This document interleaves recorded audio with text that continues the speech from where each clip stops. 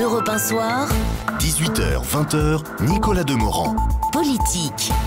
Le fait du jour à 18h44 avec Ludovic Vigone de Paris Match. Bonsoir Ludovic. Bonsoir Nicolas. Jean-François Copé a rendu public ce matin la nouvelle équipe de l'UMP. Il annonce pour avril la tenue d'un débat qui s'annonce brûlant sur l'islam et la place des religions en France. Cela fait presque 100 jours qu'il est à la tête du parti présidentiel et le moins qu'on puisse dire, c'est que ça se voit.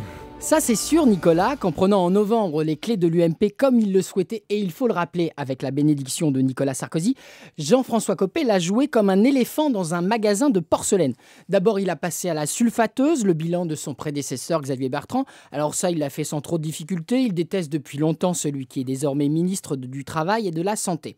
Jean-François Copé a ensuite bâti une équipe à sa main après avoir mené une petite chasse aux sorcières.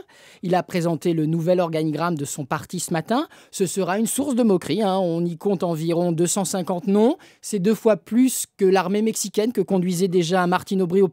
Un joli exploit, on peut même y dénicher un secrétaire national à la mobilité et au désenclavement des territoires. Un autre, je cite, aux nouveaux engagements solidaires. Merci Nicolas de me souffler de quoi il s'agit quand vous l'aurez compris.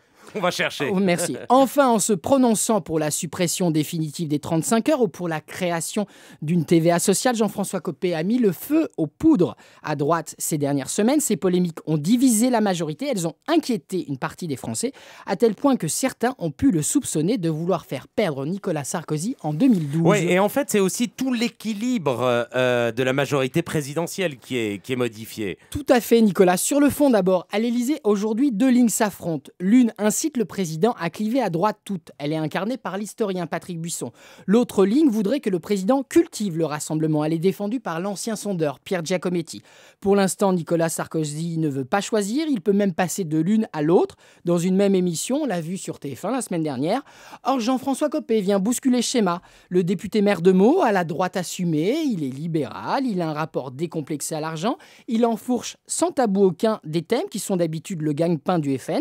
Il est à l'origine de la loi interdisant le voile intégral. Il veut mettre l'islam au cœur du débat présidentiel, soutenu en cela par le chef de l'État. Il y a 2 sujets qui inquiètent les Français actuellement, dit Jean-François Copé, les délocalisations et les mosquées. Il sera l'un des tout premiers responsables de la campagne présidentielle de Nicolas Sarkozy en 2012. Il la droitisera. Et puis, vous le savez, la politique, c'est d'abord et avant tout une histoire d'hommes. Et à droite, désormais, il y a 2 blocs face à face. D'un côté, Jean-François Copé et ceux qui le soutiennent, Baroin, Raffarin, Hortefeux, Le Maire, Jacob, Dati. De l'autre côté, il y a ses ennemis, avec François Fillon à leur tête. Cet hiver, les 2 hommes ont multiplié les passes d'armes. Bientôt, le secrétaire général de l'UMP s'en prendra au concept d'assimilation des immigrés, défendu récemment par le Premier ministre. Il n'est plus du tout adapté à l'époque, selon lui.